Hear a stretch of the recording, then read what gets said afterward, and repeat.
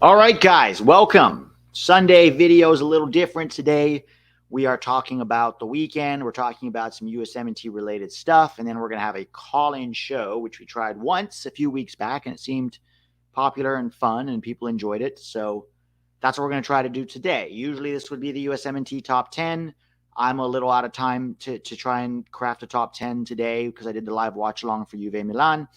So that's one of the reasons why I won't do it. And also, it just from a weekend perspective, after several really good weekends in a row, it wasn't great. It was fine. Like, no, it wasn't a disaster weekend by any means, but crafting together a top 10 would be sort of cobbling together a battle of mid at this point. So we're going to try this. I have some stuff that I want to talk about that I think's good, and then going to turn it over to you guys, and we'll just let's talk. You know what I mean? Like, this is a community, and you guys have interesting things to say, and I want to hear your opinions and your questions. So the link to the Discord I pinned it here at the top of the chat. If you guys want to check it out, hop in. What's up? Let's start off with talking about Giovanni Reyna, who after two very impressive performances for the U.S. In camp against Ghana and Germany, goes back to Dortmund on Friday. It was 3 days out from the win, or, from the game in Ghana, so he didn't start, which I expected anyways. But he came off the bench, and honestly, for those 30 minutes on the field, he was probably the best player for Dortmund on the field. And I don't think I'm exaggerating or being hyperbolic there. Let's go take a look at what he did in those 30 minutes. Now, these are obviously just stats because I can't show, the clips or anything. But Giovanni Reyna, in 30-odd minutes for Dortmund today, okay, he got 4 fouls drawn. Not all of them were given as free kicks. Once they played advantage and once the ref disagreed, but he was absolutely fouled. Got the hockey assist. That was nothing special. Very similar to Weah's assist from today. It was just a sideways pass. But created 2 chances that, Adeyemi was supposed to score 1, and I can't remember who the other one was, but they should have. Oh, it was Haller, I think. Yeah, it was Haller who was supposed to score the other one. Had 1 shot blocked by a teammate. Lots of positive, dangerous build-up play around the box. And he was also very ball secure. 28 out of 29 passes completed. When Giovanni Reyna gets the ball, he sees the entire field and he sees all of his options, and then he makes a decision. And that's why I think sometimes he's accused of being slow or too casual. The truth is, his vision and his intelligence of the game is magnificent. And more often than not, he'll look and see, I don't have a good attacking option, but I will, pass it sideways or backward, and we'll refigure. And that's what a good playmaker does. It's decision making. It's understanding what decision the game needs, what phase of play the game needs in that moment. And that was really, really good to see from Gio. Defensively, he was also very good. There was one play where the ball was played to a Werder Bremen winger, and he dropped all the way back and made the tackle and got it out for a corner before it could go, be a dangerous chance. So that's good because that's probably what's going to get him more minutes with Dortmund. They know what he can do in the attack. Maybe defensively, Terzic is a little hesitant to put him in. So the more he does that, the more game time he's going to get. But even if he doesn't, isn't this magnificent defensive titan, my argument is that what he does on the field from an attacking perspective is so at a different level than a lot of players that play for Dortmund, and certainly at a different level than anybody that plays for the U.S.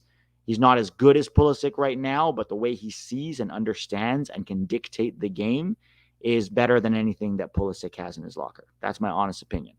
That doesn't mean he's a better player than Pulisic right now, but the potential is definitely there to be better than Pulisic in the long run. Certainly more impactful from, a different position. And watching him and Pulisic and Balogun cook together was really exciting because that's going to be our terrible trio. He's got to stay healthy, right? Gio's got to stay healthy. That's been the big problem that we've had for a long time. But if he can stay healthy and get a run of games, to be honest, we'll talk about the Champions League in a little bit, but Dortmund is this next game. They play Newcastle in midweek. They have 1 point from their first 2 Champions League games. If they want to stay in the hunt to get out of their group, they're going to need to win that game. They're going to need 3 points against Newcastle. So I believe that Gio Reyna should start that game. I think they need to go for the win, and I think that means putting your best attackers on the field. I don't think Terzic will do it, though. Terzic is a very conservative coach. He'd rather have a 1-0 win than, a 5-2 win. And I don't think Terzic fully believes in Gio, to be honest. So we'll see what happens. I mean, I think let's see what happens between now and January. If he's still not getting meaningful starts at all, then it's time for him to move on, right? Time for him to move on. But let's see what Terzic does with him between now and then. He's got, just over 2 months before that transfer window opens. And how Terzic uses him will tell us a lot about whether or not Gio is in their plans. But really, really for me, the best performance this whole weekend from Gio, from any American, was Gio's 30 minutes against Werder Bremen. So kudos to him. All right. The next thing I want to talk about is Austin Trusty. So Austin Trusty got a second start for Sheffield United. He started his first game for them right before the international break. And this was a tough one because he had to play Man United. And I thought he looked pretty good.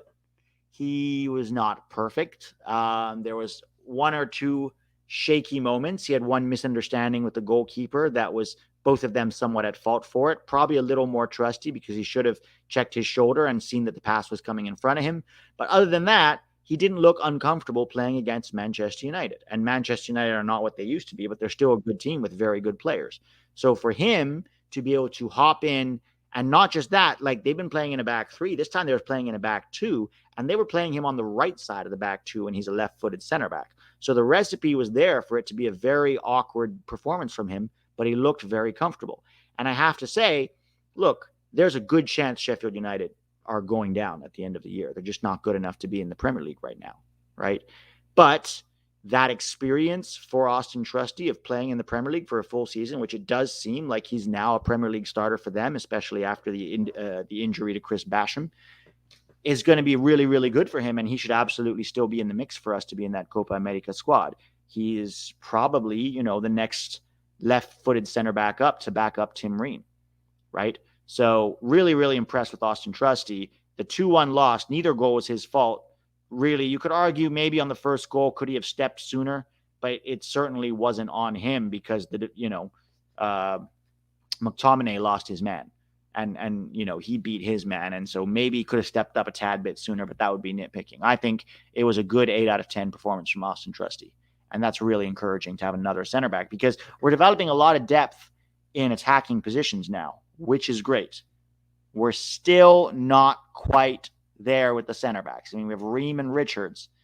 Depth, there's Cameron Carter-Vickers, but Cameron Carter-Vickers needs to probably go push himself and show out in a better league. We'll see what, CCV looks like, in midweek in the Champions League. But it's very hard to judge CCV in the Scottish League because the competition level is so low. But if Austin Trusty can step up and show that he has what it takes to play as a Premier League center back, then even if they do go down, we'll have a very good, center back at our disposal. Speaking of center backs, Chris Richards is a problem. Once again, Crystal Palace lose 4-0 to Newcastle United on the weekend, and he still can't get on the field. Now, when he made this move, the understanding was, or the supposition was, that, one of Gahey or Anderson would eventually get sold.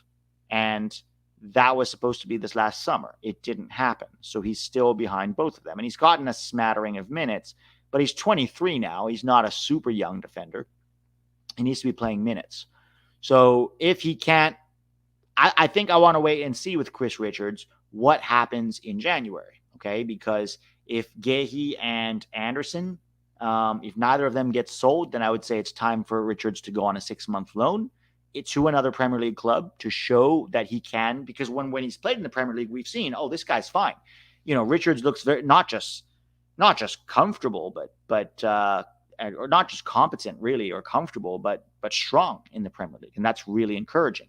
He just needs minutes, and it's a tough duo to break into with Gahey and Anderson there. So let's wait and see what happens. But if neither of them, like if Crystal Palace, isn't going to sell either of them in January, then it's now on his representatives to say, hey, I need to be playing. I need a loan. Where could he go on loan? Well, for me, there are a couple of interesting destinations. Burnley would be a very interesting one for several reasons. Number one, they've conceded the most goals in the Premier League this year, apart from Sheffield United. Sheffield United have conceded 24 in 9 games, and Burnley have conceded 23. So they need defensive reinforcements. 2.5 goals per game is a big, big problem for Burnley. Okay. The other problem is, not the other problem. The other reason it would be cool is because their coach, Vincent Kompany, was a world-class center back in his day. And I think there's a lot that Chris Richards could learn from him. Nottingham Forest have not been as bad with 12 goals conceded in 9. But the truth is, they've looked very shaky defensively. So if he can go to Nottingham Forest and start, plus he would also get to play with Matt Turner. I wouldn't want him going to Sheffield United because they're a hopeless case, and I don't want him taking minutes away from Trusty, right? But Burnley could be very interesting. I think Bournemouth could even be very interesting, right? Bournemouth has conceded 20 in 9. So we're talking about 3 or 4 teams at the lower end of the Premier League that he would be a big help to them and show what he can do. And then come the summer, Crystal Palace can make a decision. If they're still not selling either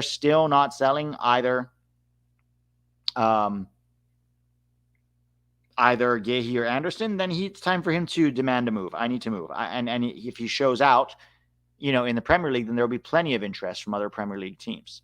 But he needs that loan. If they're not going to sell Gahey or Anderson, he needs that loan because he needs to be playing. He needs minutes, particularly in the lead up to Copa America, where he'll probably partner Tim Ream. It'll be interesting to track and to watch what happens with Chris Richards between now and January. Alternately, if he can't go to the Premier League, there are lots of Bundesliga teams. He's already shown he can play in the Bundesliga. He was very good at Hoffenheim. There are plenty of mid-table and even upper table teams in the Bundesliga that could absolutely use Chris Richards, right? Hoffenheim I like because, that could be an interesting sort of, with him working with John Brooks over there, that could be an interesting one. I wouldn't hate Gladbach. They need a lot of defensive reinforcements this year as well. So there's definitely options, but he needs to get going. PSV Eindhoven could be a very interesting one if they get out of their group, or if they get third in their group and end up playing in Europa League, because they're probably going to sail to this. It's between them and probably Feyenoord for the Eredivisie title, but it's in Europe that they struggle defensively, especially. But we'll see what happens to them. League One, I wouldn't hate Liga 1 either, Mark. I wouldn't hate Liga 1 either. I think he's better than that personally. I think he could do Bundesliga, certainly Italy. I think in Serie A he could be a good player, but I think Bundesliga he's already shown he could be there. So, it's just interesting to see what will happen with him between now and January. Let's talk about Gold Cup 2025 updates. Now, this is a tweet from Edgar, who his sources are sometimes good, sometimes not, Edgar Moreno. But the reason why I quote tweeted this and highlighted it is because I've been hearing some similar things. CONCACAF is likely to invite 4 CONMEBOL teams to the 2025 Gold Cup that will feature 24 teams instead of the usual 16 CONCACAF teams. So 16 CONCACAF teams, 4 CONMEBOL teams, and 4 teams from UEFA, CAF, AFC, and OFC. So CAF is the Confederation of African Nations, AFC is Asia, and OFC is Oceania. Here he says Argentina, Brazil, Croatia, Paraguay, Uruguay are the likely favorites to be invited from South America. Meanwhile, Qatar is the likely favorite from AFC. Qatar sponsors CONCACAF, so it's going to be Qatar. This is their third Gold Cup, right? But this move would actually make the Gold Cup meaningful again, because ever since the U.S. stopped bringing their A team, ever since they moved the Nations League into the summer, it's conflicted with Gold Cup, and it's meant that teams aren't sending the U.S. didn't send their A team the last 2 Gold Cups, and also Canada didn't send their A team to the last Gold Cup, which allowed Mexico to finally get a trophy again after many years of drought. But the Gold Cup should matter more. And one of the things that's going to happen is the Nations League semifinal and final being moved to March, it looks like, at least for 2025. So now that makes the Gold Cup even better, right? So this would make the Gold Cup even better too, is having actual competitive nations. Even if it's Qatar, okay, fine. But from OFC, if you can get New Zealand, they're not a great team, but they're better than some of the teams we end up playing in Gold Cup, like Trinidad and Tobago, right? Then you're talking about potentially from South America, I don't know if Brazil and Argentina would come. Maybe they would as a preparation for 2026, right? Or maybe they wouldn't. But even if you got Paraguay and Paraguay and Uruguay, I don't know. There's honestly most of CONMEBOL nations would be an upgrade on some of the CONCACAF players that we, the CONCACAF teams that we have to face. And then from Europe, he goes on to say, and I'll show you here, some points are most invited teams will not bring their best. That is fair. If Brazil sends a B team, though, that's still a good team. Federations can still reject the invite and be replaced by other teams. Mexico and Canada could host games at home. FIFA is part of the organization of this tournament, and the tournament will serve as a teaser for the World Cup, so almost like a Confederations Cup. Qatar keeps getting invited due to the Qatar Airways contract with CONCACAF. A possible new design of the trophy might be revealed as a one-off trophy.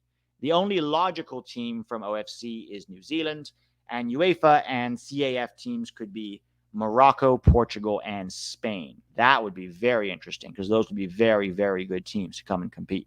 So that would make Gold Cup a really interesting tournament again. And I, retweeted this, quote tweeted this, saying Olympics 2024, Copa America 2024, Gold Cup 2025, Club World Cup 2025, which is also being hosted here in the U.S., and the World Cup 2026. The time to make America a soccer country is now. And yes, guys, I hope that we do this. And long term, even after 2026, I hope that we can, really have not a merger fully necessarily, but a strong relationship with CONMEBOL and turn Copa America into a regular thing. Maybe not always in the U.S., obviously, but send 6 teams from CONCACAF. The best 6 CONCACAF teams go participate in Copa America because that would increase interest in CONMEBOL from the North America side, and it would increase quality in CONMEBOL too because the U.S., Mexico, Canada are definitely better than the bottom 4 in CONMEBOL, right? And it would also allow. It would also, well, I don't know about bottom 4. Let's say bottom 3. They're definitely better than. But the U.S. is in that. The U.S. is in that competition tour after Brazil, Argentina, Uruguay. The U.S. is there with Ecuador and Colombia in that group of 3, sort of the B-level teams, right? So long term, we really need this. We really need this for us to grow and progress because CONCACAF is getting worse, not better, to be honest, and it's not going to help us in the long run. So we need to merge with CONMEBOL. Champions League preview. All right, so we have some really interesting Champions League previews that I'll pull up here midweek. A couple of big games that our boys will be competing in. So let me just pull this up.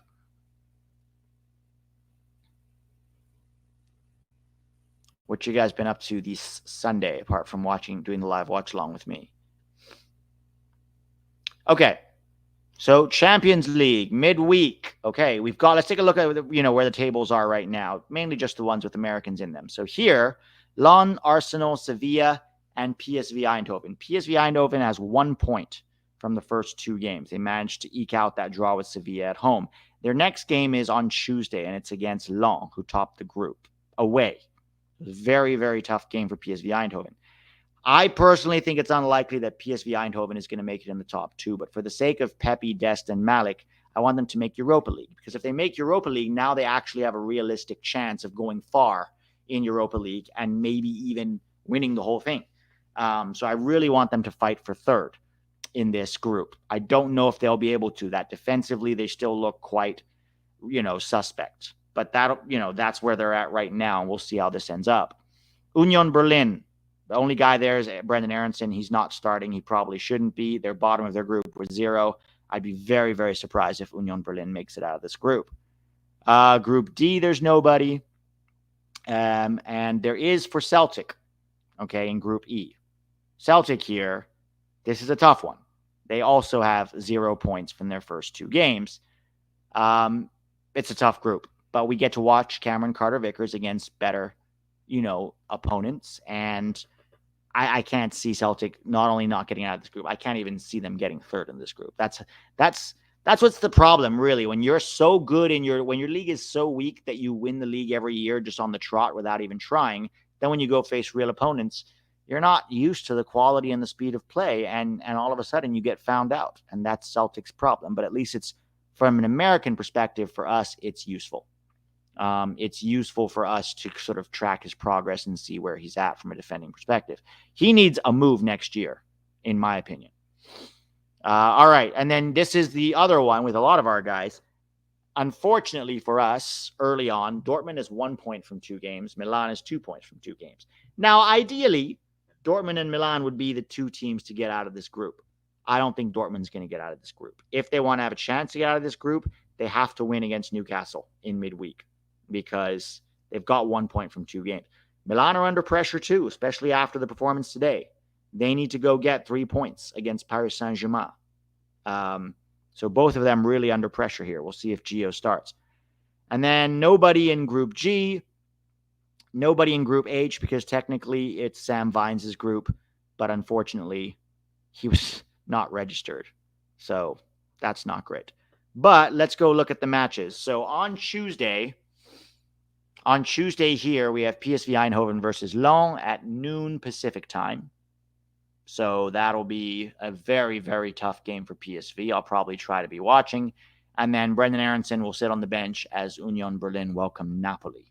So those are the only 2 interesting ones on Tuesday. But then on Wednesday, the other interesting games happen. So Celtic versus Atletico Madrid. Celtic are at home. So we'll see how that goes.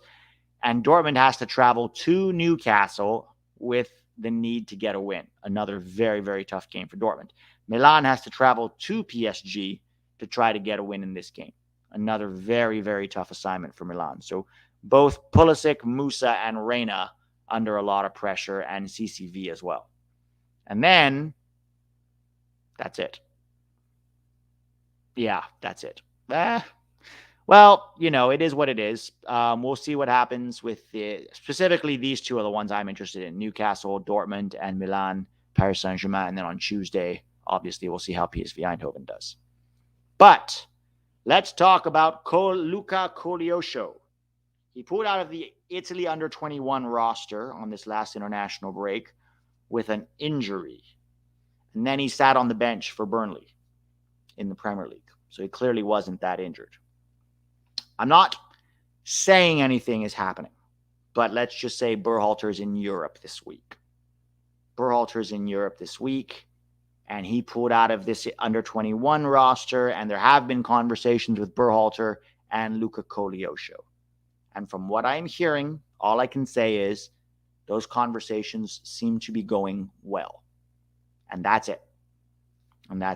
So, yeah, we'll see what happens with Luca Koleosho. I don't know if he's going to file a one-time switch right away, like for November necessarily.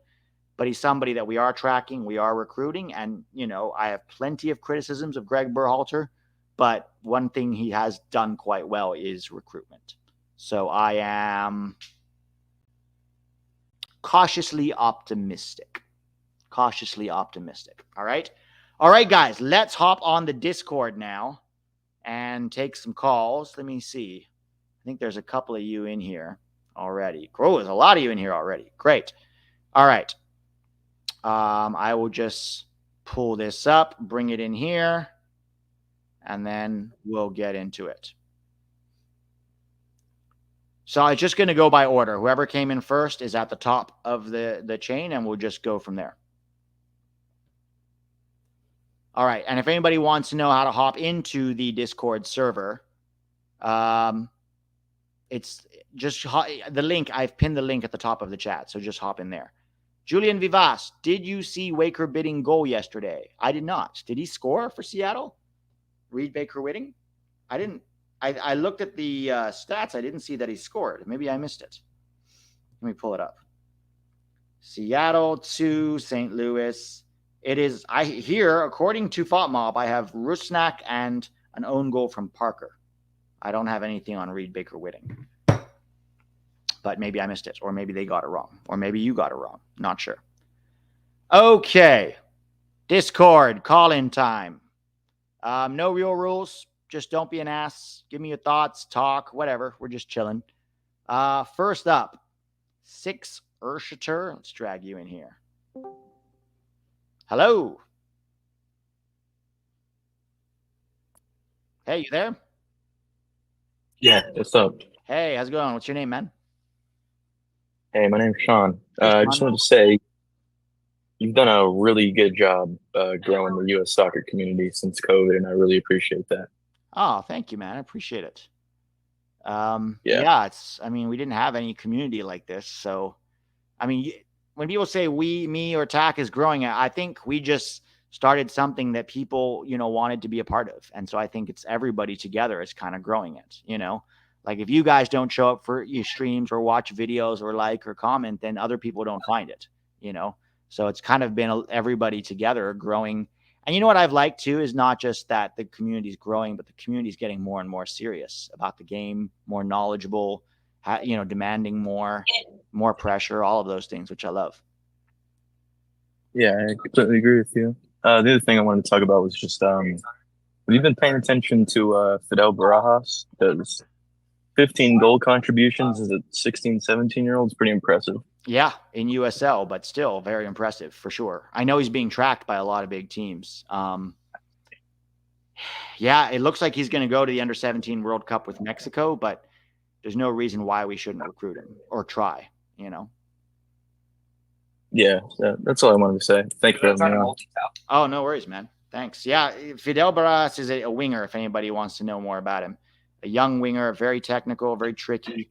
Reminds you a bit of Efrain Alvarez, but looks more clinical, more effective.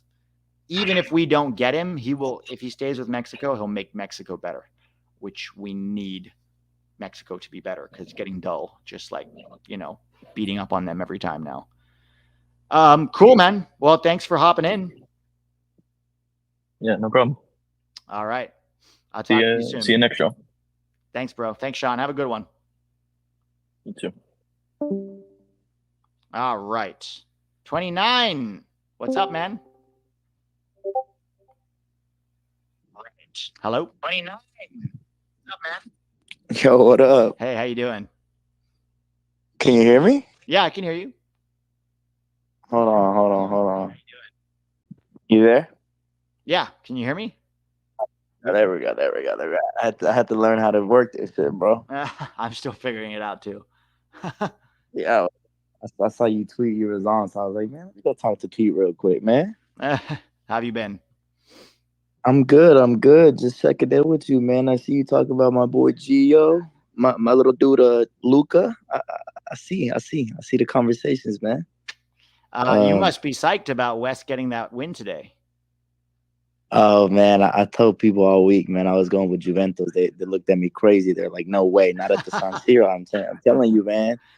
Juve, they got something about them this year, man. With all the drama that's been following them, and Allegri, is he staying, is he leaving, and I just feel like they got something to prove. So they're playing really good right now. So yeah, I'm not really surprised, man. Do you Not do you surprised think at they're all. playing good or are they just getting the results? What matters? Yeah, the results are all that matters right now, but for long-term sustainability, that's the question. Can they keep it up? Can they keep getting the results even if they're not playing well? I think they've been playing decent before. Before the international break, they had that 2-0 win. I think it was against Sassuolo or someone. Yeah. I think they've had a good run of games. Here's the thing, bro. They're a very defensive minded team. So all they do is defend really well and score on the counter. And if that's their tactics and they're executing their tactics well, then aren't they playing good?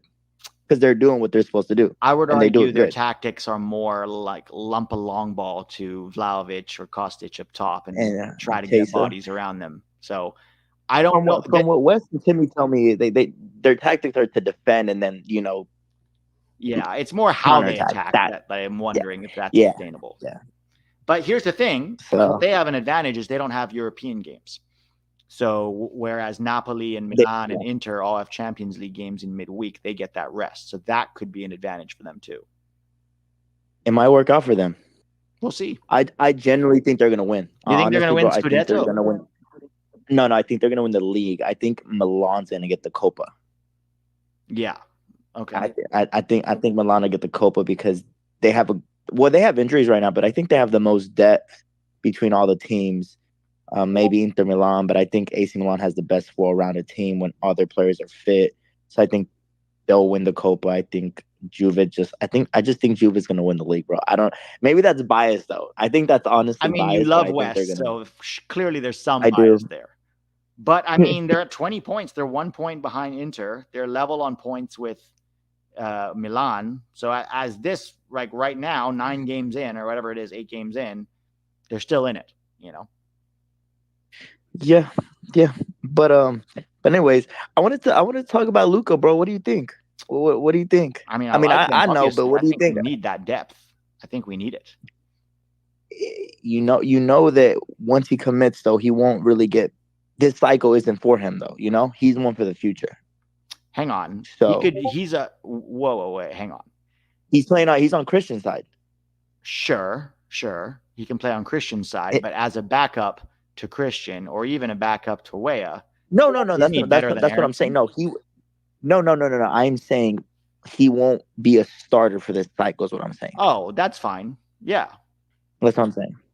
But, so I hope people don't think he's going to come in and make instant impact. He could off the bench, sure. But and Christian's his idol, by the way. I don't know if people know this, but Christian Pulisic is Luca's idol. That's his idol. So that's who you want. Back that's up who his idol. That's a good move, you know. And you know what, Pete? You know, I'm hearing a lot of stuff on Twitter, man. It ain't gonna happen in November. I just want people to know that. You don't think it'll happen that soon? I don't think I know.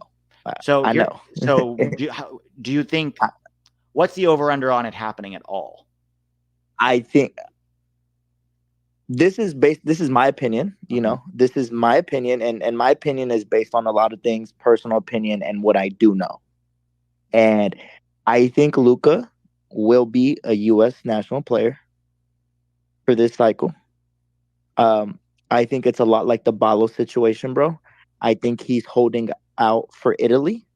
But like Ballo, at some point he had to realize that, you know, it's not gonna happen. And so he chose the U.S., right? But with Luca, I think Luca's getting there. He was hurt during that Italy game. He was hurt. People are saying, "Oh, he wasn't hurt." He was hurt. It wasn't seriously hurt, but he was hurt enough for them to make a decision that he wasn't going to play. Like, that is confirmed that he was hurt. I know this from someone close to him. Had nothing to do with the Italy cap. People are saying that he wasn't getting good, like it wasn't going well. It was a mess. Yes, it was a mess, but that had nothing to do with Luca sitting out. But Greg is talking to him. Greg does a good job at talking to him.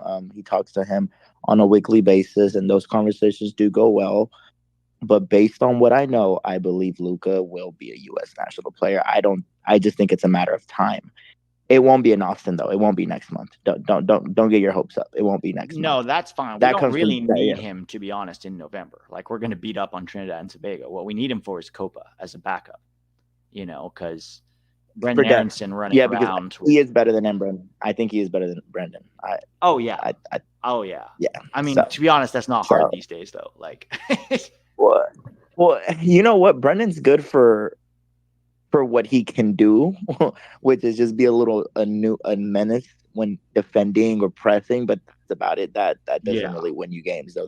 That's more to defend leads. So if you're up 2-0 and Brendan's your guy off the bench, then that's fine with me.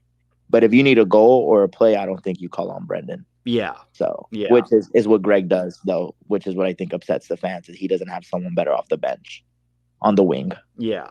So, well, especially if Taylor Booth goes to the Olympics and Kevin Paredes goes to the Olympics, then probably the two winger backups will be Brendan and Koleosho, if we get Koleosho. So then you've got one guy that's more defensive, and they've got another guy who, if you need goals, can come off the bench.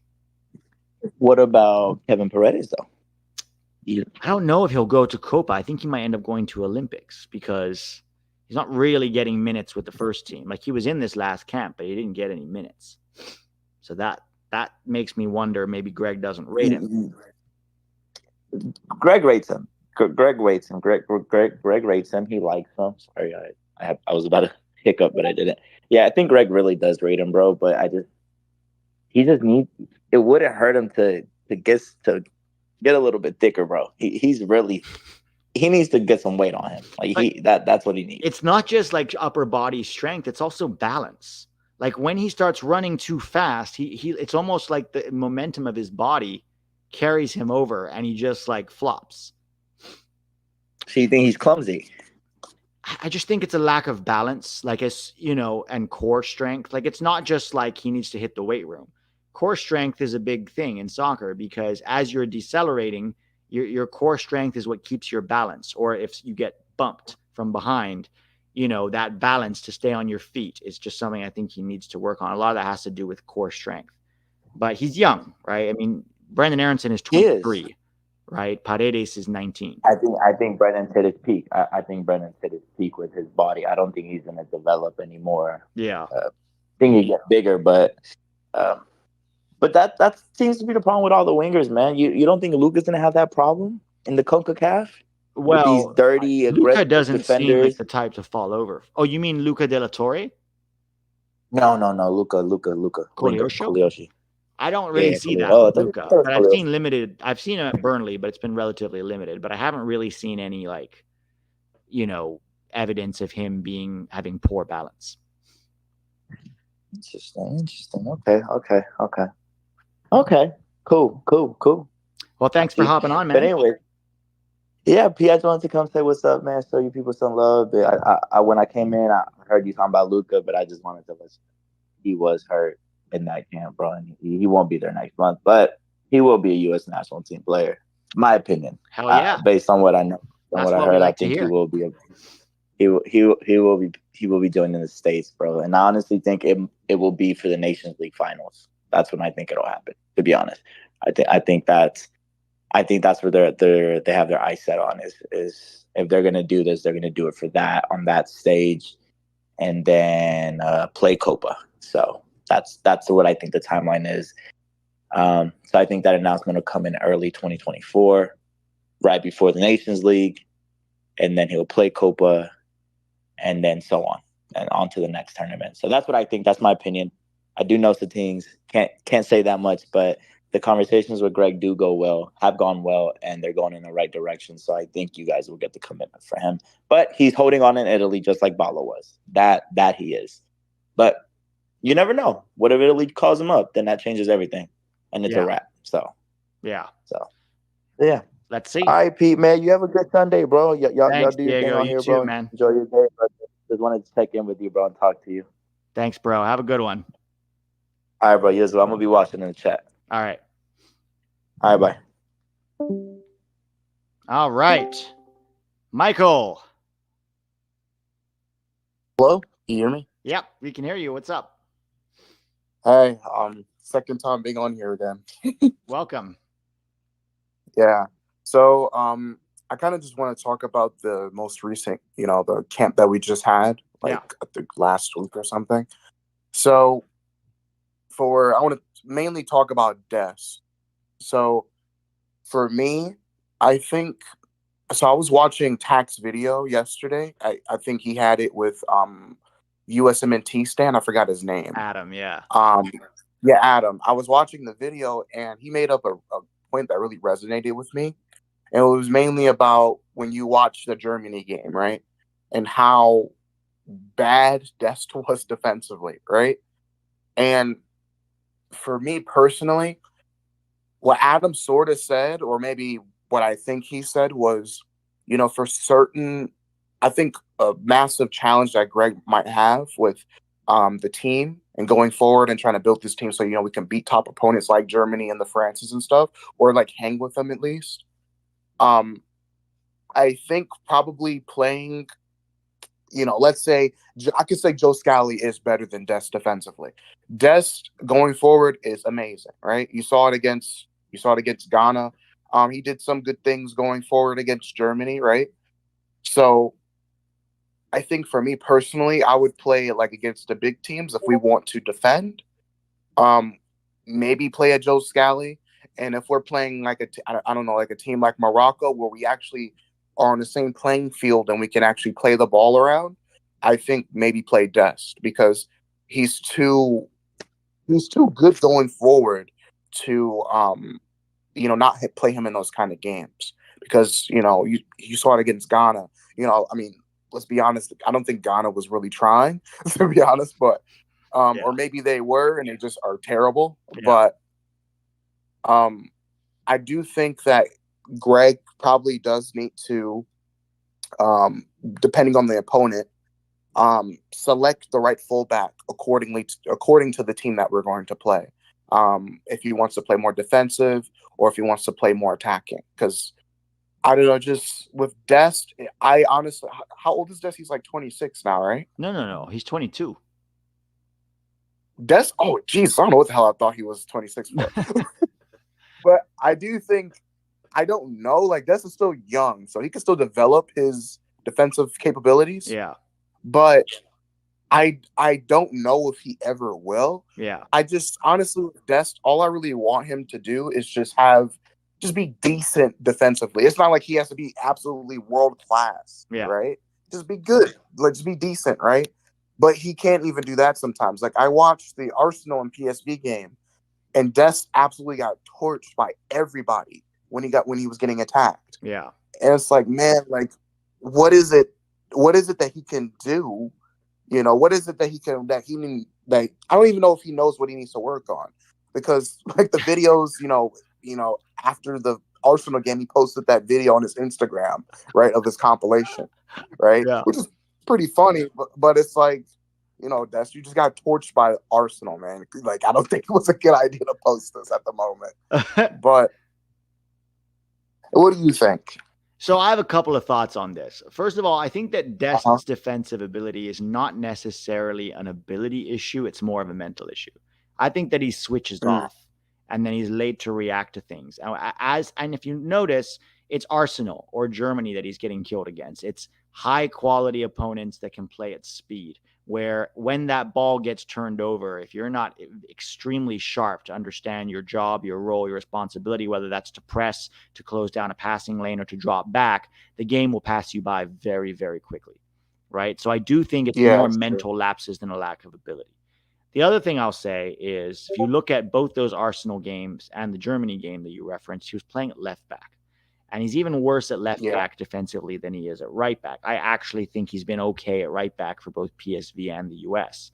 So I'm less concerned. And to be honest, I think Scally might be a little overhyped. I know he's better than Dest defensively, but I don't know if I think he's a little more switched on defensively. But he's been getting cooked in the Bundesliga this year too, to the point where he's lost his starting job over at Mönchengladbach. So I don't know. That's true, yeah. So the problem is the trade-off, right? If you go, okay, if Scally is 10% better than Dest defensively, or 10% offers more defensively because he's more switched on, but we have this issue with, maybe Dest is 40% better or 50% better than Scally going forward, then what's the trade-off? And are there other ways to keep Dest on the field and still take advantage of his attacking ability while also finding ways to cover for the occasional mental lapse that he has? And I think there are several ways that you can do it. One is, this is why I still think against the best teams in the world, so long as Tyler Adams is fit and healthy, I would start him because he can cover at right back. In the sense that if Dest gets caught up the field, then Adams can slide over and cover for him. So that's one way to do it.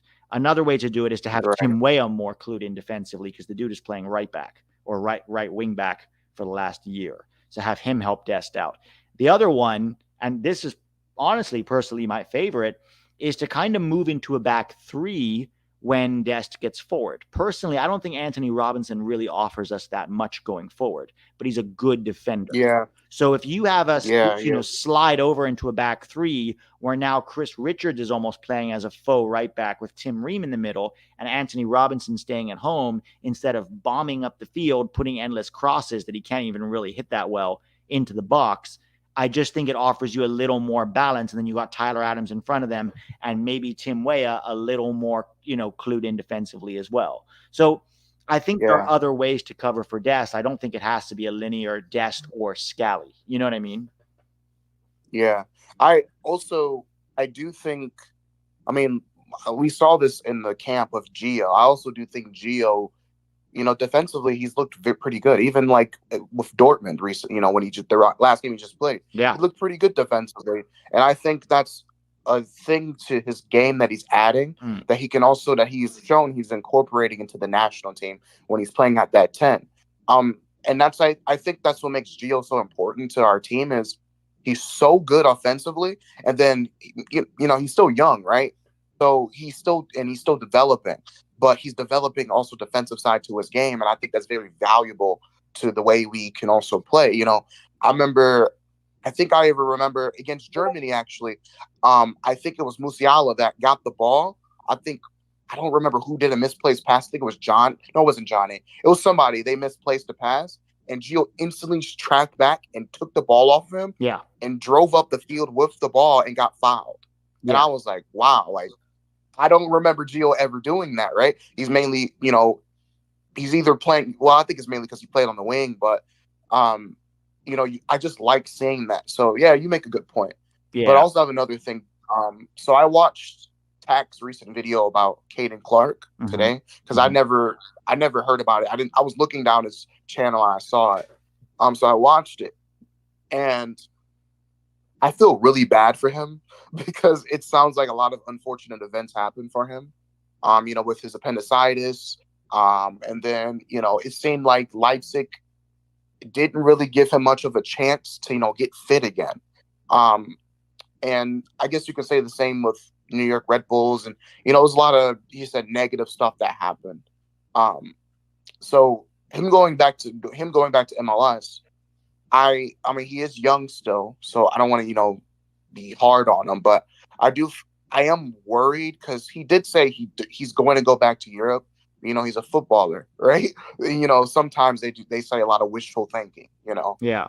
But I genuinely don't know if he will. Even I really would want him to, because I think he has the potential to do that. Yeah. Well, it's tough with young players. I'll say this, Caden Clark was developed in the Barcelona Academy in Arizona, and he was taught to play more the Barcelona way. A lot of possession, a lot of, keeping the ball, very technical. And then he signed with Leipzig, and he basically signed into a system that is less about that and more about run until you drop. And so I don't know if it was the best fit for him and his development period. Not to mention that, the coach at Red Bulls when he was there was terrible and has now been sacked. And then, like you said, the unfortunate, he was going to go to Colorado, and the paperwork didn't get signed. The appendicitis derailed a big part of his season. But that's like the ups and downs of being a young player. And so now he's going to be at Minnesota next year, and we'll see how he does and what he looks like. And he may not ever go to Europe. You're right. I mean, he might want to, and I'm glad he has that goal. Is he going to be good enough? Well, he's going to have to prove it on the field, right? If he wants to move back to Europe. I mean, he has the talent. He has the talent to succeed in Europe. I genuinely think he does. It's just a worry if he will. Yeah. Because I hope it's not like with Jordan Morris. Like, even though Jordan Morris is not as talented as Caden Clark, right? He never was. It still isn't. But I am kind of like worried he's going to go down the same route where you get European offers, but you're comfortable, being where you are, and you don't want to go out and challenge yourself. So maybe I'm just saying this. I don't know Caden personally, obviously. So I don't know what his mind is like and where he's at, but it's just a worry of mine because I genuinely think that Caden is very, very talented. I really like the way he plays. So yeah, that's pretty much all I want to talk about, man. Yeah, no worries. I mean, I think it's fair to be concerned, but if mentality plus talent, like talent is great. You also need mentality to be able to get through some of these tough things that you go through as a professional player, but he's a good kid, and I'm looking forward to seeing him in Minnesota and see what he does next year. Cause that, if he wants to move to Europe, he's going to have to show out in MLS. So yeah, he's going in January, right? Yeah. All right. It was nice talking to you again, Pete. Awesome, man. Thanks for hopping on. Yeah, no problem. Have a good one. All right. Have a good one. Yep. See it. All right, Danny. Hello? Danny, you there? Hang on. It seems you're muted. You might have to unmute yourself. Hello? Danny, you there?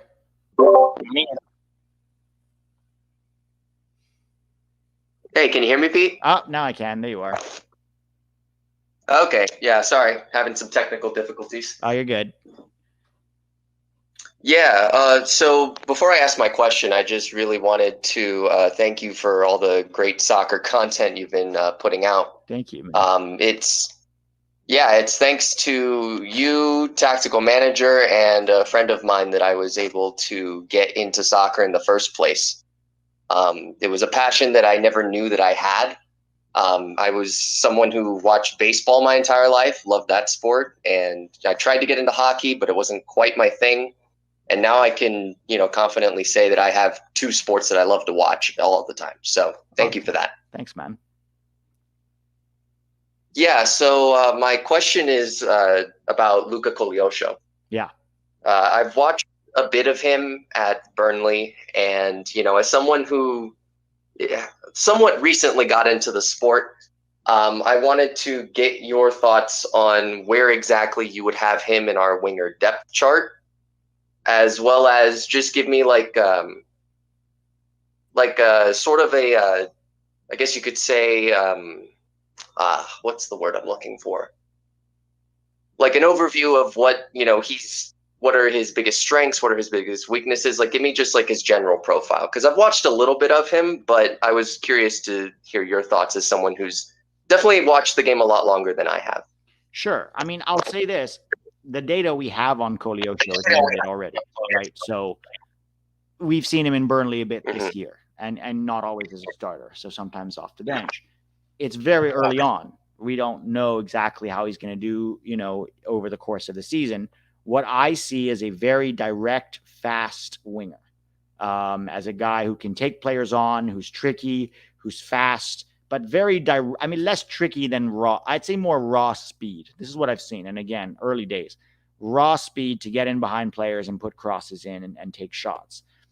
So I think that is what I've seen. I haven't seen a ton of him being able to like combine in tight spaces and all of that yet, but it's early and he's 19, right? So we're just going to have to keep tracking him and seeing what he looks like. As far as depth right now, I'd probably have him behind Pulisic and Weah, but the first winger option off the bench, and he can, play either side. He can play he's left-footed, so he can play on the left, which he does for Burnley sometimes, or he can play on the right, cutting in onto his left too. I'd have him ahead of Brenden Aaronson right now, but obviously, like, we have to see what he looks like over the course of the season because it's early days, Yeah, third in the depth chart is also where I had him. I think Brenden Aaronson has been a little disappointing recently, and Kevin Paredes is, to me at least, somewhat similar to Koleosho in the fact that he's very raw. So, we don't know what kind of player we're going to get out of him yet. Yeah. Also, Koleosho's speed makes him a really good asset. It's one of the things that helps him get by players, beating his man 1v1 and all of that. So yeah, he's got that explosiveness for sure. Yep. All right. Thank you for your time. Thank you for taking my question. Oh, no problem, man. Thanks for hopping on. Yeah, absolutely. Take care, man. All right. Take care, Danny. Next up, President Chip, the alpha and the omega of this Discord server. What's up, buddy? How you doing, man? Oh, you're real quiet. Can you turn your volume up? Yeah, give me a second. Sorry. All right, can you hear me better now? There we go. Yeah, that's better. All right, how's it going, Pete? I'm good, man. How are you? I'm good. Yes, sir. The president's here. Should we just call you Mr. President? Yeah. Yeah. I'm the new actually. I just got. I'm gonna run for the 2024 elections. I might vote for you over some of the options we'll be having. Yeah. I'll be running as an independent, so just Perfect. look for my name on the ballot. Perfect. But yeah, man. So the few things I want to talk about, just get straight into it. The first thing is I want to, because his MLS decision day was yesterday, so I want to talk about our boy Miles Robinson, man. He's 26 years old. Yeah. It looks like Atlanta's going to. I mean, I think you said it in a different live stream earlier this year. He's not looking to renew his contract with us. No. And I'm gonna be honest. After what I saw Campana do to him, I don't know. I don't know if I want that contract to be renewed. No, I'm just kidding. Obviously, I would love Miles to stay with us for the rest of his career, but he's not going to. No. My question is, do you think he goes to a different MLS club or goes to Europe? Because I mean, he's 26, man. I don't know. Here's the thing. I think Miles Robinson wants Walker Zimmerman money, and I don't think anybody's going to give that. Yeah. I think that Walker Zimmerman is overpaid. $2 million for a center back in MLS is very, very high. I don't think he's going to get that in MLS. So I think he's going to get probably a move. My guess would be either the Bundesliga or the Championship. That's where I could see him maybe going. Yeah. Yeah, no, a lower team Bundesliga team would really suit him. I think. I was thinking, do you think the Eredivisie would be good for him? Yes. The only thing is, I don't know if the Eredivisie they don't pay that much money to defenders, so I don't think the Eredivisie would really work for Miles in terms of just being a realistic option. And it's not. I mean, it's a good league. It's the 6th best league in the world, despite what some people will tell you. But I think for Miles, he's at a place now where he needs to show out against, like a top 5 league. And I think if he wants to be part of that core center back group, I do think he needs to be probably in the French league or the Bundesliga somewhere. I think one of those. Yeah. And then also we'll get a good look at him because we have such limited data on Miles Robinson outside CONCACAF.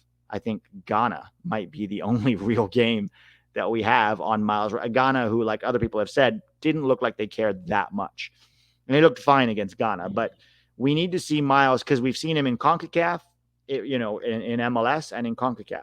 What does he look like against tougher opponents? I think that's where we'll get a really good look at Miles. So I want him to leave just so we can go, okay, well, what does he look like against the best defenders in the world? We know he's quick as hell. We know he can win balls in the air. Positioning, there might be some questions about him, speed of play, and then also the ability of his feet. How he handles that in a tough league will tell us a lot about, should he be part of this core group going forward, or should he be like a Walker Zimmerman where we're like, thanks, but no thanks. Yeah. I mean, yeah, and I have to say this because I myself am guilty of saying this about him. I don't think we can fairly judge as well if he does something terrible with Atlanta because Gonzalo Pineda, man. Oh my Jesus! I don't want to get started on that. But a lot of players on the defensive side of our team, all the center back, Caleb Wiley included. I mean, he just let Acosta, the shortest player in the league, score a header. So, I think you're absolutely spot on it. I'm just gonna piggyback off that point. We need to see Miles in Liga or in the Bundesliga, and be in a right system, a good system that'll suit him, get good minutes, and maybe he'll go in as our second string center back or third string. So yeah, I mean, if we take 4 center backs to the Copa America, for me, Tim Ream and Chris Richards are locks. Cameron Carter-Vickers is a near lock at this point for me. And then that 4th one is probably between Trusty, Miles, McKenzie. Like, I think those 3 would be the guys fighting for that 4th center back spot. Yeah. Knock on wood, anybody gets injured though. Hopefully that doesn't happen. Yeah, the injuries is the big or Tim Ream just gets worse as the season goes on, and we see age finally catching up with him. But I think Tim Ream should be okay. Copa America would probably be his last major tournament with us. Yeah, I know he wants to be in 2026. I just don't buy it. Like, I don't think he was already a slow guy, and he's made up for that a lot with his positioning and his passing. But I don't know. I don't really see a 39-year-old. If 39-year-old Ream is still starting for us in World Cup, I think we failed to develop other center backs, Yeah, no, definitely. I think by then it should be CCV and Richards as the starting. Yeah, or at that point, who knows what Jalen Neal is going to become, right? Or, what's his name at Benfica, Josh Winder. I mean, he'd only be 21, so probably not a starter. But if his development with Benfica goes well, it's not unrealistic to think he could be in that 2026 World Cup roster. Yeah, speaking of future tournaments, so the 2025, you touched on it. it's going to be the Nations League, which looks like it's going to be in March, and the Gold Cup. Here's my question: in the Gold Cup, we're going to have 8 teams that are from different federations and stuff like that. Do you think they'll bring their full squads? I think yes, because it's a summer tournament, right? If it's a summer tournament, I think it's the smaller teams will bring their full squads. I don't know, like if a Brazil or Argentina comes, they may not.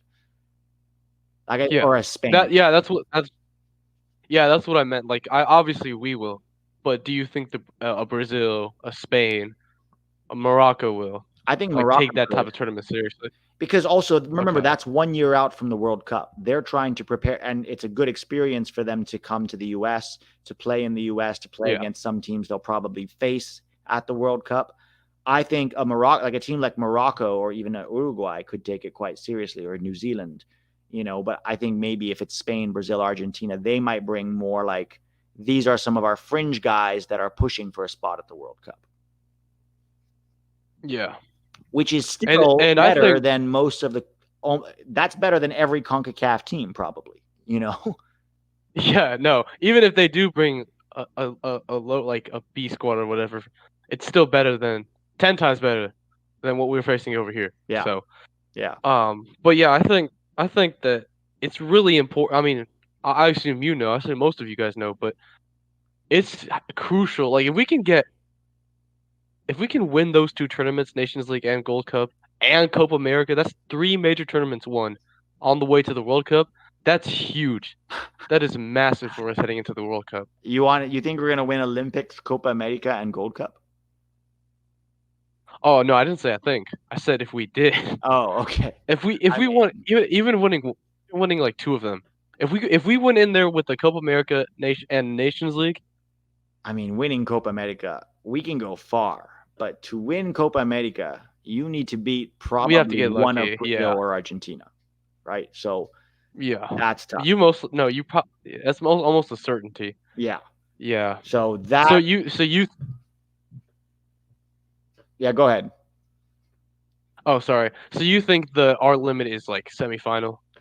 It's not that it's our limit. It depends how it shakes out, right? I think we get out of our group, let's say, and then we get a relatively easy opponent in the the quarterfinal? In the quarterfinal, because we topped our group, which we should, because of the seeding, we'll be in pot A because we're hosts. So we should top our group. If we have a tough opponent in the quarterfinal, it means we've already failed to top our group. So top our group, beat somebody in the quarterfinal we should beat. Let's say, I don't know who it would end up being, but somebody beatable. Ecuador? Ecuador? Yeah, maybe, depending on the groups. They could get second if they're in a group with Brazil or Argentina. Ecuador's tough, though. I mean, they're not easy. They're similar level to us right now, maybe a little bit better. Yeah. So then you do that. Now you're probably facing one of the bigger boys in the semifinal, right? And that's where you have to beat somebody you're not supposed to beat. Greg has never done that. He's never beat somebody he wasn't supposed to beat, right? The best he's ever done is a draw with England. So, okay, maybe you get a 0-0 draw with Argentina and you win on penalty. I don't know. Like, if you can win that one game, now you're in a final. And in a final, anything can happen. So. Yeah. I mean, obviously, the dream scenario would be to face an Ecuador-level side in the semifinal. Meanwhile, Argentina and Brazil are on the other side of the bracket, facing each other in the semifinal. Yeah. That's the dream. Yeah, and then you play a final against Brazil, and even if you lose, you keep it close, 2-1, 3-2, 1-0. That's a very, very successful Copa America, Yeah, and hey, miracles can happen.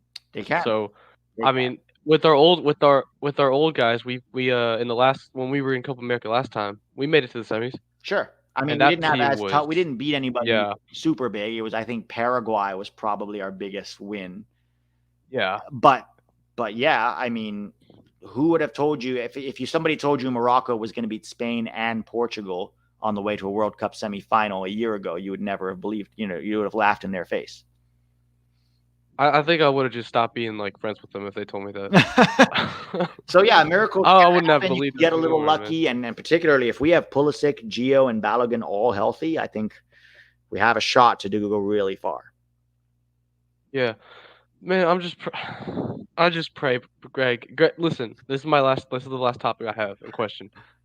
We've seen this past window, the first half for both games, amazing. Yeah. We've been asking for it. Yeah. Greg had the right system. He was good. Right. Second half, it was Cross City. Yeah. Do you think he'll slowly finally go towards that first half system and make it last a full game once Gio Reyna gets healthier and stuff? Or do you think this is a fluke and he'll just go back to Cross City once Adams comes back? So several things. I think number one, Gio and Malik, Gio not being available for those second half was a big problem, right? You pulled him off. Yeah. It was very obvious in both games what we looked like. Also, no Malik, right? So no Malik who'd come. So there was no 10. So we went back to his 4-3-3. The question is when both Gio and Malik are available, or when Gio can play the full 90, hopefully in November, what does Greg do? We just don't know. I mean, we're at the precipice of Greg finally doing what we've been asking for the last 2 years, which is play Gio Central and let him cook, and look what happens.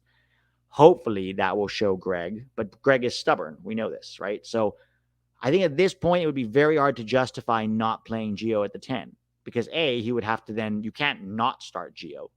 So then what? You're going to bench Weah, who's also very good in this camp. You know what I mean? Like, I think it'd be hard for him to not do that. Yeah. But maybe Adams comes back and he's like, Gio's a super sub now. But I think, Balogun also said, like, I need to play with Gio. So I don't think it's any more a case of just like Gio's this stubborn kid who's, and everyone just goes along with Greg. I think Balogun's an outspoken guy. We saw how unhappy he was in the last camp. So I think if Greg benches Gio, Balogun would probably be like, hey, what are you doing? I need Gio. You know what I mean? Like, I just don't think Balogun would take that because he wants to score goals and he wants service. And if he feels like Greg is making decisions that are depriving him of service, you could have a mini revolt, but Gio and Balo being like, hey, fuck you. But they need to watch out, though, because they don't want to end up like John Brooks and like be sent to or Gio last time. Forever. But now it's Balogun too. Or Gio last time.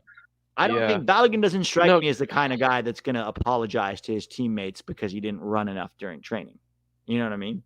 Balogun might be more of a guy who's like, I'm going to get on a plane. Oh, fuck off out of here.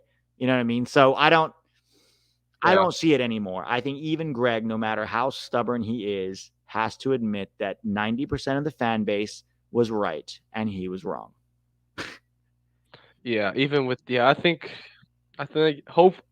I pray that he's finally realized the facts that we've been trying to tell him for how long?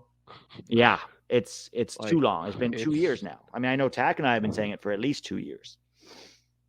Yeah, you know what? After this cycle, you and Tack have to submit an application to become managers for the USMNT national team.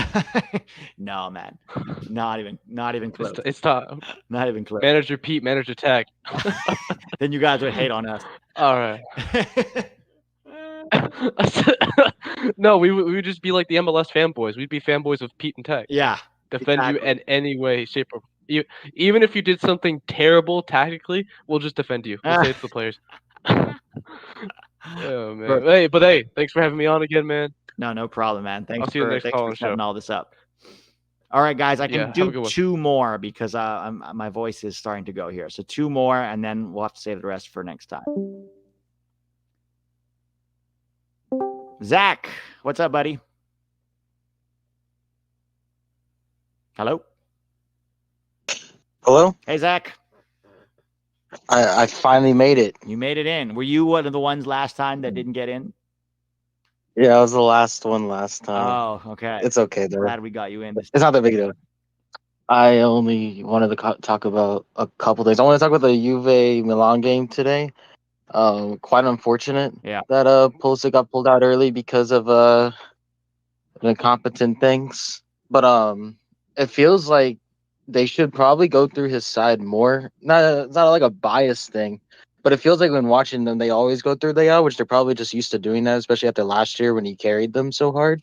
Yeah. It just feels like a lot of the time, it seems like when people say like Pulisic quote unquote like disappears during a game, it's not really like most of the time. It feels like in this this offense, because the difference between on Chelsea when he disappeared, and then on this team he disappears because he feels like he's just not getting the ball enough. Yeah. Hey, hang tight 1 second. I just gotta let the dog in. Hold on. Yeah, no problem.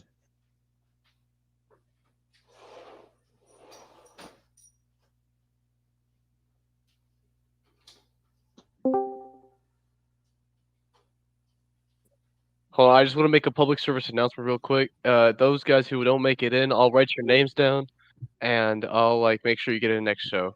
All right, I'm out. Awesome. Yeah. Sorry. Go ahead. That was pretty much all I had. Was not all I had, but for that, I don't even know if it's much of a question. It's more like something I kind of just noticed. Well, something I was noticing with the game today about what you had mentioned, I think what ended up happening is almost by the time they got it to Pulisic on the right, the entire Juve block had actually shifted over to the right? So what ends up happening is now Pulisic is kind of up 2v2 instead of really 1v1 like like Leao ends up being. It feels like they play quicker when they want to get it down the left in order to isolate Leao against the fullback, but that when they do play it to the right, it's sort of that horseshoe draw. So that by the time it gets to Christian Pulisic, that whole block has shifted over and just compressed the space, so he can't really do as much. Yeah, it also seems like that Weston nowadays, it feels like now he's playing I think he just makes a lot better decisions now than when he was playing. Although he was scoring more and assisting more under Pirlo, it feels like he's making better decisions and better passes and more defensively sound in the system, which was really surprising coming into the summer after what happened at good old Leeds. Yeah. A great time over there. So it's honestly like I think that's probably my favorite story I've seen so far out of the team was Weston somehow getting his spot back and almost taking it from Weah, and then Weah got it. And now he's back in the midfield. Yeah. And what's his name getting banned? What's that dude's name? Yeah, it might actually be a good thing for Juve. And it might be a blessing because now Weston gets more time. And I actually think they look better. Yeah, I mean, they didn't look super great today, but it was Milan. I'm curious to see if you can give Weston that midfield spot against a mid-table team or a relegation-threatened team, what he could look like, Yeah. Unfortunately, though, I actually think it would have been either Pulisic or somebody would have scored for Milan in the next half, or it would have just been a draw if that red card didn't happen. Because that goal that Locatelli scored was extremely lucky. Yes, it was. They looked like very Juve-like dire. It was definitely interesting. Yeah. It was I had something else playing in the background because that game kind of bored me a little bit. Yeah. But my other thing I wanted to speak about was Brendan Aronson. He should he have stayed at Leeds? I don't think a year in the championship would have hurt him. That's sort of what I thought would have helped him actually, being a year in the championship. I thought Adams needed to go and McKennie needed to go, but Aronson needed to stay, and then he didn't. I was like, all right, well, let's see how this goes over at Berlin, but it's not going well. And it's just, it's a struggle to watch, I don't know if Brendan Aronson is a top 5 league player. I think he could maybe do well in the Eredivisie. The problem is that Leeds paid 30 million for him. So they're going to want to recoup some of that money if they sell him at the end of this season. And who's going to pay even 10 million for Brendan at this point? I can't see nobody. So how does this end up for Leeds? Do they get promoted? If they don't get promoted, this year, then they have another year in the championship, probably go back there. I'd check where they won a crazy game the other day or yesterday, Norwich, but 3-2. Yeah, I'd check where they are in the table, but I'm on my phone. I don't want to jump out of the disconnect from the Discord, but I think they're in the playoff spots though for now. I don't know how good they've been. I haven't been following them too much. Yeah, but it's gonna be really awkward if when he comes back because there's no way Berlin's gonna pay that. So no, it's gonna be interesting where he goes. Can he get loaned out again or? Yes, but then what's the point at that point? If you're loaning him, the reason you would loan somebody out is to try to increase their value. But the loan to Union Berlin is not doing anything for his value. If anything, it's decreasing it. He wasn't good in the Premier League. Now he can't even be good in the Bundesliga, Yeah, because like someone like I don't really want to keep talking about Leeds, but like someone like Jorginho Ruder's still there. He was bought for 30 whatever million, Yeah, absurd. and he's starting and scoring every once in a while. So I feel like Brendan there could have done the same thing potentially. He wasn't. He's not. It's not like Tyler Adams where he's like going to get hurt or something in the championship. Brendan Aronson seems like he doesn't get hurt very often at all. No. I think it could have worked out. Yeah. A lot of minutes there would have really worked. I don't know much about their system or what they're doing right now, but or if he would start, but I think it could have worked out. Who's the last thing I kind of want to talk about? Something probably nobody cares about anymore, but I'm an FC Dallas fan, so I know who we're about to talk about. Jesus Ferreira. They haven't really been very good. It's funny because their coach used to be a Greg assistant for the national team, and or our coach, and the system's not working too that great anymore. They're putting him like on the wing now. Who? I haven't Pereira? watched their last. They did really well there. Yeah, he's been on the wing. Well, last game they did really great. They blew out Galaxy, who aren't very good, but they're in the playoff now, which isn't like a crazy accomplishment anymore. But they were so close to not making it. Ferreira needs a move, but I don't know where. Who's If going to he pay were to him? move, I So don't think he he has to will. take a He major does. salary cut if he wants to move. Because isn't he making $1 million a year at least, or 1.5 million a year at Dallas? Yeah, because he's a DP homegrown. I don't know too much about the salary rules in MLS off the top of my head right now, but he's like the first one ever, so I'm assuming he's making where's my do I have my laptop? Anyway, he's making a lot of money. Not as much as Walker Zimmerman as mentioned earlier, but he's making a lot. I don't know where he would go in a hypothetical world where he wasn't getting paid like 2 million a year or whatever it is. I mean, Where would he go? Eredivisie or Belgium? Napoli? No, I don't think he's ready for a top 5 league, man. Nothing about Jesus Ferreira. Chill. It was a joke to that one post someone made that rumored him to Napoli like a year ago. So 2 million a year. Diego's saying it's 2 million a year. That sounds about right to me. There's no way that anybody in Europe is paying this guy 2 million a year. So Jesus needs to decide, in my opinion, what does he want out of his career? Does he want to be a Dallas homegrown and be a star in Dallas and make really good money every year? Or does he want to play for the national team at, World Cups and Copa Americas?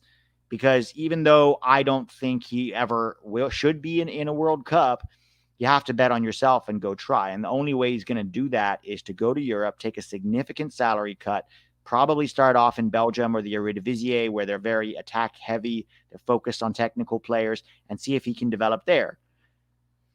And then if not, it's okay. It doesn't work out. You can always come back to MLS later and get a DP contract like that. You know what I mean?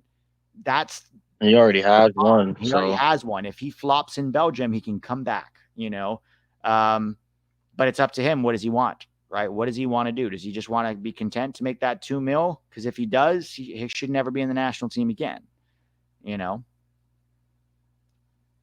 Yeah. I mean, I like him. I don't hate him or anything like that. He probably shouldn't be with the team. I'm happy that Greg has finally stopped other than like a couple players. He's stopped like calling up some of these MLS players. I have a soft spot for Calhoun Acosta, but he hasn't really been playing all that great for LAFC anyway, so he doesn't deserve it. And Johnny Corderos has been playing really great. I have a soft spot for him because he's from where I'm from, but unfortunate, but it is what it is. But I'm happy he stopped calling up a lot of these players because it's made us look worse than we actually are when we come on, when we make subs. Yeah. And I think it's great. Did I have anything else? We were saying about Brooks the other day or yesterday. I didn't watch the game. Bad I heard game. He was terrible. Yeah, I feel like every weakness that he has. I still think I'm a fan. I still think he has a spot in the team. I still think he's better than like McKenzie and Miles. But if he doesn't get called in, that's okay. Yeah. If he makes that 4th spot, great. But he probably shouldn't start. But basically what happened is every single weakness that he has was basically exploited. It happens every game, but this time it was pretty bad. Yeah. I don't know who they played, but they're a decent spot on the table though, so they must be doing something right. It's interesting that Matarazzo never gets a mentioned. He seems to have done a pretty good job with that team. Yeah. But he's not in the system. He's not in the American, like, he's not in the old boys club. He left very young and went to Italy and learned his craft there. And then he studied with Julian Nagelsmann and got his chance at Stuttgart. He actually was an assistant at Hoffenheim first. He was a Hoffenheim youth coach. I didn't became an assistant under Julian Nagelsmann there, and they're very close. And then he went to Stuttgart, got them promoted, kept them up, got fired, and then now is getting his chance again with Hoffenheim as the first team coach. I mean, I think that's more impressive than what Marsh has done. Oh, 100%. Marsh has done like something similar. He was a student under Nagelsmann as well. And he's done some other stuff that really nobody should. It's not really all that. He had RB Leipzig. He was the coach at RB Leipzig and kind of failed there. Yeah. It's interesting. And he doesn't even have a job right now. No, where's he gonna go? And it's quieted on him, right? Like, after he got fired from Leeds, there was like, Southampton, Leicester, maybe. It's just cricket. Oh, he should have took that Southampton job. He should have took it. I think he I know it wanted wouldn't a have made long-term contract and control, and they just wanted somebody to keep them up.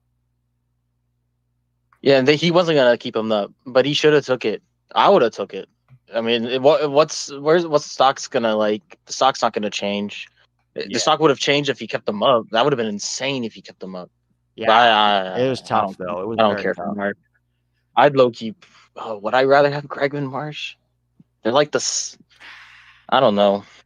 Yeah, I wouldn't want either of them, to be honest. I was at a point where I'd rather have Marsh than Greg, but now that Greg is playing, my biggest issue with Greg was that he didn't know how to fucking use Gio. So if he's and all the MLSers, all right. So that's two things already that seems like it's like, okay, it's early days, but if he keeps that going, maybe I'll give him a benefit of the doubt. I think he just like takes too long. Yeah. Because now he's like, okay, now we're gonna put Gio in the midfield now. That probably should have been done a year or two ago. Yeah. Now we're gonna start putting Balogun doing Balogun things. Oh yeah, speaking of strikers, Pepe, he never starts. Yeah, he's not going to. He's not going to ESB. while Luke de Jong is playing so well. He didn't even start today. I don't know how they played today, or it was yesterday. They won 3-0. I always mix up the days. Oh, dang. Good for them. But I don't think Des played that day either, but he was on. He was on. Yeah. Yeah. Malik's coming back from injury too. Yeah, we'll see what they do. They have a long away in midweek in Champions League, so that's a tough game. Yeah, and I was gonna say, he just takes a really Greg. He just takes a really long time. It feels like if he just did things like quicker, I feel like most people wouldn't hate him as much. Yeah. Like if he just not like listen to the fan base per se, but just like if something's like obviously not going well, yeah, should like change that. And he just didn't do that quick enough. No, way too long. It'd be nice if he's just a little bit too busy buying mugs and checking out the drip. Yeah, exactly. Picking out the shoes before a game. Yeah. But I think that's all I have. No worries, man. Well, thanks for hopping on, Zach. Thank you. Thank you for the content and keep it up. Thanks, This bro. is fun. Have a good one. Yep. You too.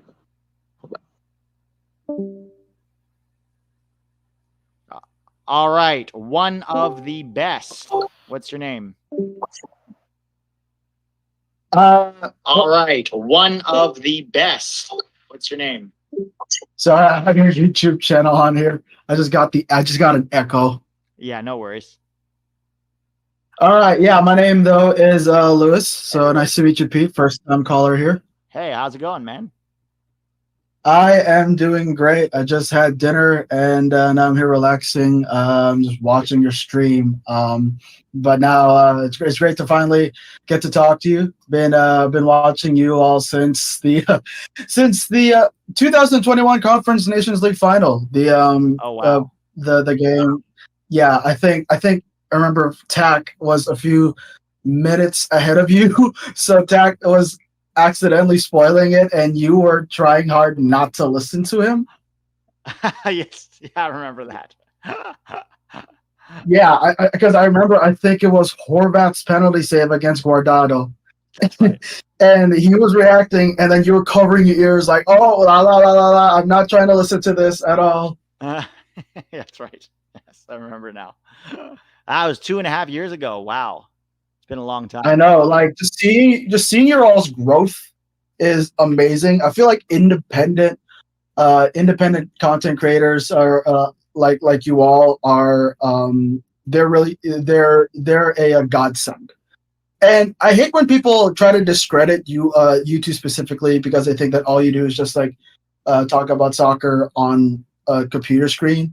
I feel like if they've been around the block enough to hear your content, they know that, TAC works with a soccer business, and you have, I forgot what it is, but you led soccer in a school in India, right? Yeah, I coached for Arsenal soccer schools, and I coached in Chicago, and I've coached in different parts of the world. So yeah. Yeah, so I mean, I feel like if there's anybody you shouldn't be discrediting, I think it's you two, honestly.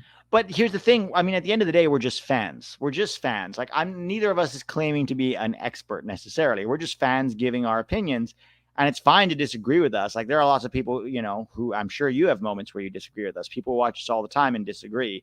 I think it's more the people who are like, ugh, they're just toxic, and they say things.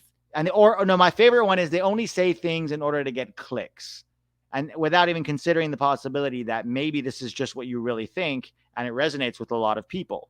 So there's different levels of accusations for sure, but thankfully it's a very small minority. It's just a vocal minority. That is true indeed. So I will go. I wanted to start off by saying, screw you, Malik Thiaw. You ruined the moment for us Americans who are trying to watch Juventus versus AC Milan. You drag down Moise Kean, and obviously you take out a key you are a key defender for AC Milan. Yeah. So I had a feeling that obviously they're going to back it up by replacing an attacker, or at least a midfielder, with a defender like Kalulu or Kier. Yeah. And I knew Leao was going to be off the table. He's probably going to play the whole 90. But I was just hoping, it's Adley or Tej Reinders. Just leave Musa and Pulisic alone. No. When I saw him walking down, I was like, oh, you have got to be joking, Pioli. I guess, it's more on Thiaw, because reality is, if you're down 10 men, you have to bring on a center back. You can't take off a midfielder, because that's, you need that protection for the back line. You're not going to take off Leao because he's your best player, and you still need a goal. So you're not going to take off Giroud, your striker. So it's sort of naturally, it was like, yeah, I guess Pulisic is probably the obvious choice here. Yeah. I don't know who to blame for, I think it's also because I looked at the roster before I got on here. He was with the national team that traveled to the United States. Sure. Now he didn't play against us, but I'm sure he was kind of jealous. Like, oh God, this big environment, mostly American but exciting soccer environment, and I didn't get to play. So I was just joking with my friends. Like, jealousy on his part would play a factor. Who, Malik Thiaw? I also think it's what? Are you talking about Malik Thiaw? What'd you say? Yeah, Malik Thiaw. Yeah. He was with the team. He traveled with the German team to the United States. Right. And he didn't play. Yeah. I also think it's Greg's fault. Greg was there. Yeah. Greg ruined it. He had to show up. That's what I love about the pregame on Paramount Plus. It's not about Milan or Juve. It's Greg's shoes. Like, can't we leave it? Can you let us have this? Like, can you let us have, our European soccer? We get to see you every camp already. Like, Greg's face shows up on my screen. I get PTSD. I'm like, oh, Jesus, not you again. I was I saw it on TV. Like, when I heard his voice, I turned around and I said, "You got to be joking me, right? He's there." And then when the camera started panning down to his shoes, I said, oh, yeah, of course, we're going to see the shoes. He's going to try to tie it in like, oh, off-white shoes. It's a tie-in because AC Milan has to deal with Virgin Abloh's off-white deal. I'm like, we're not here. This isn't a fashion show. This is a special moment. in the history of the sport of soccer in the United States.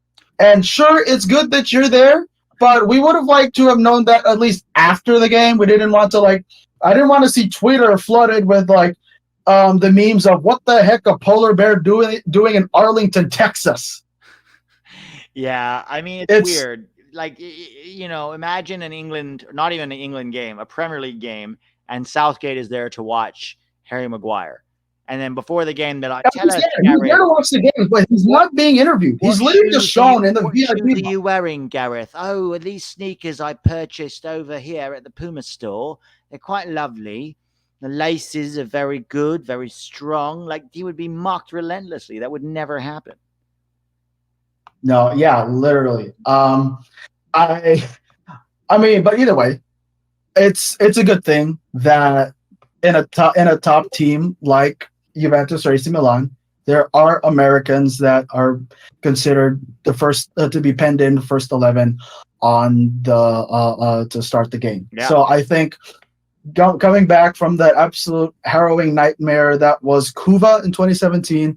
That day is always a day that'll live in infamy because that game happened the day before my birthday. Oh, shit. Back then, I wasn't able to... There was no Paramount Plus, so I couldn't watch, away United States games. Yeah. So I went to bed thinking that we were going to win because it was Trinidad and Tobago. I think online that, there's a 3% chance we don't make it. I wake up. I'm like young and sweet and 17, and then I check the score. I check USA Today, and the top headline is United States fails to qualify for the World Cup for the first time since 1986. I actually threw my phone on the ground in front of my dad. Yeah, that was, oh man, the less said about that day, the better, you know. But my condolences. I remember that day like it was yesterday still. And you're right. We're in a completely different place now. So it's really great to see. So I mean, if the only bad thing about this is we're seeing all these Americans, we're all playing in these top leagues, and if the only negative thing about all of this is that Greg Berhalter's face is there every time, I'll take it. I'll take it. I'd rather have Greg Berhalter honestly than Bruce Arena. Well, that's probably true. Yeah, that's probably fair. So I do have a quick question because I also was a religious listener to you and Tactical Yanks podcast. Yeah. What's the update on that? Because I looked, and the last episode y'all had was June 20th, recapping the Nations League. Yeah, it's been tough, you know. Both of us still have to work, right? Like, YouTube is not our full-time thing. So we still have to work, and we have limited time. And we found that we were both spreading ourselves a little too thin.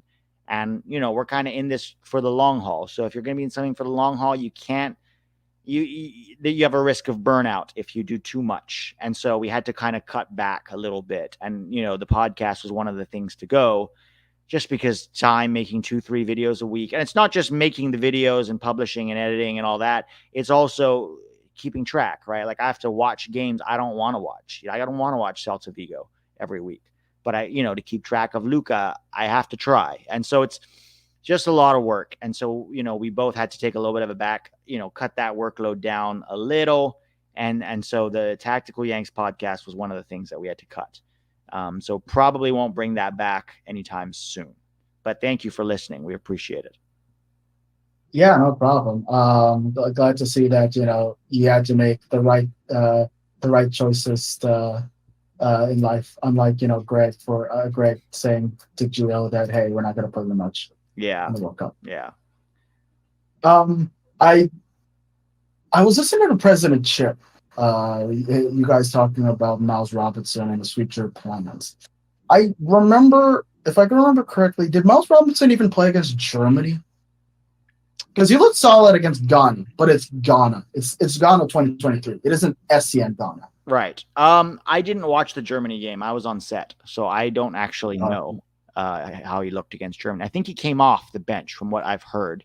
He came off the bench and played the last 15 minutes, but he didn't start, I don't believe. Ream and Richard. Okay, because I was like, if he because I can't remember that. I mean, the second halves of this window was just atrocious. So I really didn't care about like who was playing. I was just hoping that we were like making one or two good balls into the game. But I was like, if he was able to put up at least a good like cameo against like the top Germans in the world, then I was like, you know what, I think he could handle it in the Bundesliga.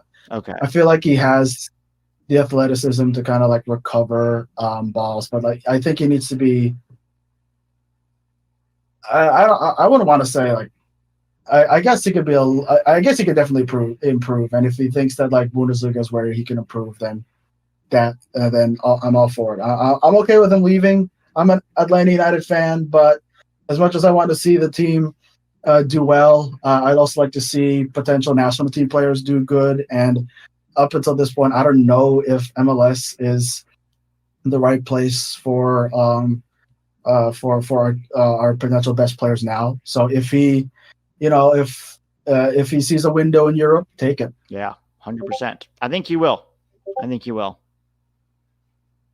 I also I know you said that there's way too many games to watch, and you guys are like busy with your day jobs and all that. But are you gonna try to watch the Pan Am games? I know they start for the soccer category. They start on Monday, the men's side, and I think Cudi Pietro and Neri are on the squad. Are you gonna try to like catch a couple minutes? Broadcast anywhere? Yes. I think I had to look at it myself, and they said yes, they will be broadcast. Right. So I mean, if you could find the channels that I saw, then I mean, if I'm free, I'll try. Definitely, if I'm free, I'll try to catch them. I like that Natty kid. Yeah, like why not? It just depends on work and how much time I have and stuff. Because got to juggle a lot of stuff these days. So I'll try. I was gonna say you must be happy, I guess, that like there's progress being made with like the writers and actors strikes. Yeah, I mean, the writers definitely, the actors it looked like there was going to be, a resolution and then not. So that is still TBD. I don't think we're going to see anything until the end of the year personally, but I'm able to do non-union work too. So it's affecting me somewhat, but there is still work out there, and commercial work you can still do. And there are films that I've been a part of that you're still allowed to do them because they've already met the demands of the union. So they basically give them a waiver. So there is some work, just not as much as before. That's I mean, as long as there is like avenues to work, then I'm happy to see it. I feel like the actors and the writers, especially in the age of artificial intelligence, it's scary seeing stuff that I see on Twitter or on Reddit. It's like I fear for like what entertainment could be in like the upcoming generations. But I think it's up to us. We decide what we consume. If they make an AI movie that's all AI actors and people watch it and love it, then they'll go, great, let's make more of these. And if people reject it categorically and say, no, we want real humans in there, then that's what will happen. So it's nothing is being forced on us. It's being presented as an option, and then we get to decide what we will consume and what we won't. So I think that's going to be the interesting dichotomy. That is fair. Yes, that is fair. I'm looking at it, and I'm looking at the YouTube comments, and I think they're all saying that Miles didn't play against Germany. Yeah. So we don't even know. So that's actually unfortunate. We don't actually know how he's going to fare in Bundesliga. We can only visualize and predict. Yeah, it'll be interesting to see what happens, but we're a couple months out now. I do got to let you go, man, because my voice is going here, but thanks for hopping on. Yeah, no problem. You have a good upcoming week, Pete. Thanks, man. Really appreciate it. Have a good one, okay? Yes, you too. Bye-bye. All right, guys. That was fun. Thanks for hanging. Thanks to everybody who showed up, talked. It's always fun to chat with you. Have a great rest of your Sunday, and we'll probably have some kind of video or live stream midweek. All right, guys. Have a good one. Oh, wait. Diego. Thanks, Diego. Love you, brother. Thanks for having me on. Luca will be a USMNT player in due time, and Gio is the most important player. Have a great day. Thank you, 29. Appreciate it, man. I'm with you on Gio for sure. All right, guys. Talk to you all soon.